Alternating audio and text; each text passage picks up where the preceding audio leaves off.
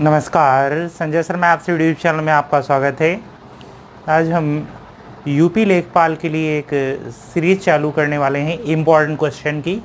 UP लेखपाल के लिए इम्पॉर्टेंट क्वेश्चन की ये सीरीज़ में पहली सीरीज़ है। ये सीरीज़ का पहला पार्ट है, फर्स्ट पार्ट है। तो इसमें हम 5 डेली इम्पॉर्टेंट क्वेश्चंस डिस्कस करेंगे, 5 महत्वपूर्ण क्वेश्चन। तो ये 5 महत्वपूर्ण क्वेश्चन की सीरीज़ हम आज शुरू करने वाले हैं। तो पहला क्वेश्चन आप देखिए स्क्रीन पे। पहला क्वेश्चन है, एक नियमित षट्भुज में विकर्णों की संख्या क्या होती है? एक नियमित षट्भुज में विकर्णों की संख्या क्या होती है? तो देखते हैं नियमित षट्भुज में विकर्णों की संख्या। तो विकर्ण बराबर हमारा फार्मूला होता है विकर्ण या डायगोनल, विकर्ण बराबर होता है n-3/2। यहाँ पे एक चीज़ क्लियर करने वाली है, n है क्या? n भुजाएं हैं। n क्या है? भुजाएं हैं। क्लियर? कितने? षट्भुज में विकर्णों की संख्या, षट्भुज या हेक्सागोन 6 भुजाओं वाला षट्भुज मतलब 6। तो यहाँ पे विकर्णों की संख्या हमको निकालनी है। n के प्लेस पे भुजाएं पुट कर देंगे, कितनी? 6 × 6 - 3 हो जाएगा बाई 2। 2 से डिवाइड कर देंगे, 2 × 1 = 2, 2 × 3 = 6 इक्वल टू 3 × 3 = 9। तो कितनी विकर्ण यहाँ पे आ गई? विकर्णों की संख्या हो गई 9। चलिए हम नेक्स्ट क्वेश्चन लेते हैं। अगला क्वेश्चन है, एक नियमित बहुभुज में न्यूनतम अंतःकोण क्या संभव है? नियमित बहुभुज, तो सबसे पहले हम ये क्लियर कर देते हैं नियमित बहुभुज होता क्या है। नियमित मतलब रेगुलर पॉलीगन।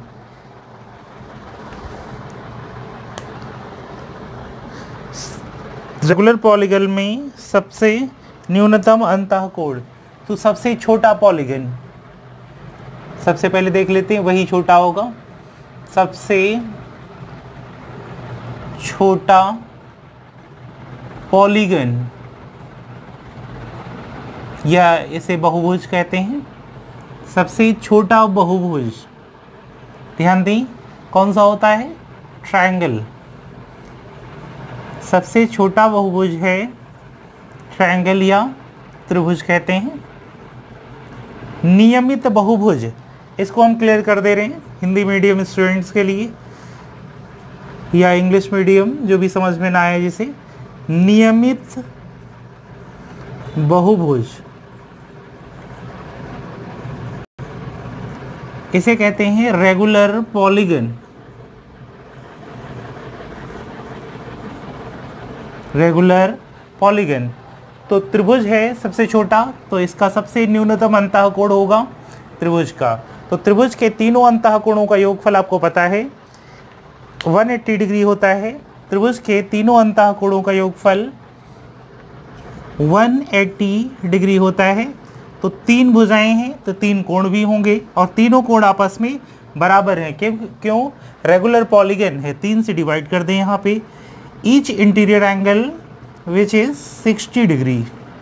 क्लियर है? यहाँ पे समझ में आया होगा। चलिए नेक्स्ट क्वेश्चन एक देख लेते हैं। 6 व्यक्ति एक कार्य को 10 दिन में पूरा करते हैं। उसी कार्य को 4 दिन में पूरा करने के लिए कितने व्यक्तियों की आवश्यकता होगी? 6 व्यक्ति एक काम को करते हैं 10 दिन में और 4 व्यक्ति उसी काम को कितने दिन में करेंगे? तो यहाँ पे एक फार्मूला आपको पढ़ाया गया है, M1 D1 = M2 D2। ये फार्मूला है। M क्या है? यहाँ पे व्यक्ति है या कार्य करने वाला है। D फॉर डेज या समय है। क्लियर हो रहा है? तो यहाँ पे टोटल कार्य निकालने के लिए क्या करेंगे? 6 व्यक्ति 10 दिन में करता है तो अकॉर्डिंग टू क्वेश्चन 6 इंटू 10, तो यही काम करते हैं 4 दिन में पूरा करने के लिए। 4 दिन में पूरा करने के लिए कितने व्यक्तियों की ज़रूरत होगी? M2 सॉल्व कर लें। 2 दूना 4, 2 पंचे 10, 2 से यहाँ पे और डिवाइड कर दें, 2 तियाँ 6, 3 पचे 15। आपने देखा कितने व्यक्तियों की ज़रूरत होगी यहाँ पे? यहाँ ज़रूरत होगी 15 व्यक्तियों की। कितनी? 15 व्यक्तियों की ज़रूरत होगी। क्लियर हुआ? चलिए नेक्स्ट क्वेश्चन देखते हैं।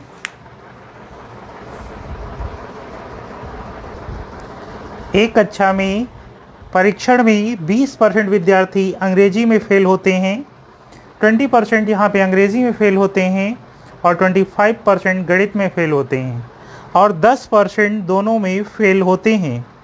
ऐसे विद्यार्थियों का प्रतिशत क्या होगा जो दोनों विषयों में पास होते हैं? तो यहाँ पे 20% विद्यार्थी अंग्रेजी में फेल होते हैं। हम ये डायग्राम के माध्यम से आपको समझाते हैं। देखिए वेन डायग्राम जो हम आपको बना रहे हैं, इसमें क्या होता क्या है, अगर पूरा डेटा यहाँ पे फेल का दिया है तो फेल के लिए बन जाएगा, अगर पास के लिए है तो पास के लिए पूरा डेटा, बड़ा आसान होगा। लेकिन जब फेल भी दिया हो पास भी दिया हो तो उसमें हम क्या करते हैं, जिसमें दोनों के बारे में कहे कि दोनों इतने % फेल होते हैं तो वो कंप्लीट डेटा बनेगा फेल के लिए। अगर उसमें देता है कि दोनों पास होते हैं इतने % तो क्या बनेगा, पास होने के लिए वेन डायग्राम बनेगा। तो यहाँ कम्प्लीटली फेल के बारे में डिस्कस कर रहा है। तो चलिए हम वेन डायग्राम के माध्यम से आपको समझाते हैं। वेन डायग्राम बनाते हैं। 2 सर्कल ले लेते हैं।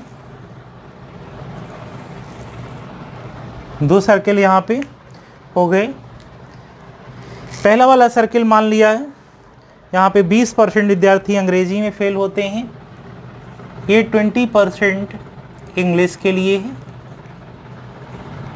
और ये कंप्लीट डेटा जो बन रहा है वो किसके लिए है, फेल के लिए डायग्राम हम बना रहे हैं। और यहाँ पे 25% गणित में फेल होते हैं, 25% ये मैथ्स में फेल हो जाते हैं। क्लियर है?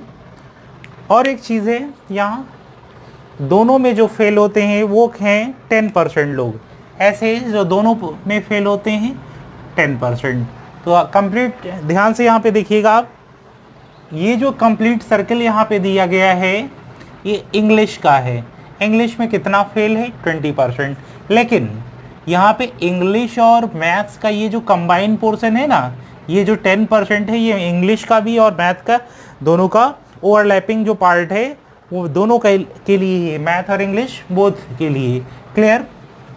Now this circle is for the English remaining part how much, 20 - 10, ये हो जाएगा 10%। अब कंप्लीट सर्कल यहाँ पे ये जो दिया है ये है मैथमेटिक्स के लिए, लेकिन इसमें से 10% ओवरलैपिंग जो पार्ट है वो दोनों के लिए है।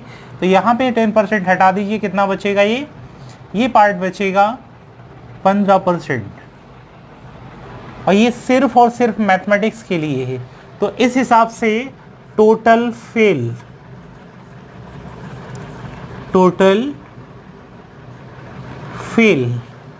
कितने लोग हो जाएंगे?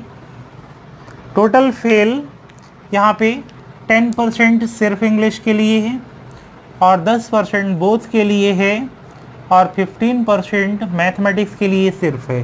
तो ओवरऑल कितना हो गया, 10 10 20 10 30 5 35%। ये हो गया टोटल फेल।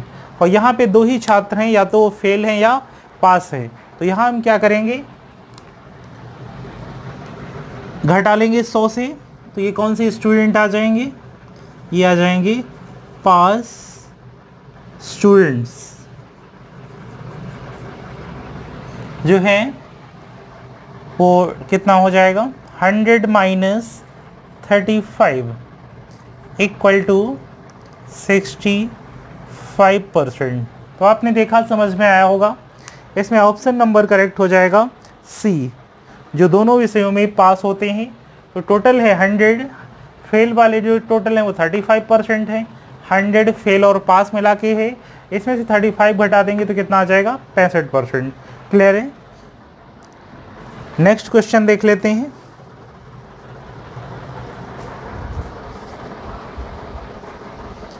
ये क्वेश्चन दिया है, यदि 2 star 3 equal to 36, 4 star 5 equal to 400, तो 3 स्टार 5 का परिणाम क्या होगा। वैसे तो ये रीजनिंग बेस्ड क्वेश्चन है, लेकिन मैथ्स में भी आ सकता है, वैसे कोई बड़ी बात नहीं है। तो लेखपाल की ये सीरीज़ है, इसमें इस टाइप का क्वेश्चन हो सकता है। तो आप देख सकते हैं क्वेश्चन स्क्रीन पे, इसका सॉल्यूशन देखें ये कैसे आया। क्वेश्चन का फॉर्मेट है 2 स्टार 2 स्टार 6, सॉरी 3 36 दिया है, और दूसरा दिया है 4 स्टार 5 इक्वल टू 400, और आपसे पूछा गया है 3 स्टार 5 का परिणाम क्या होगा। तो ध्यान से देखें, यहाँ पे क्लियरली क्या किया गया है,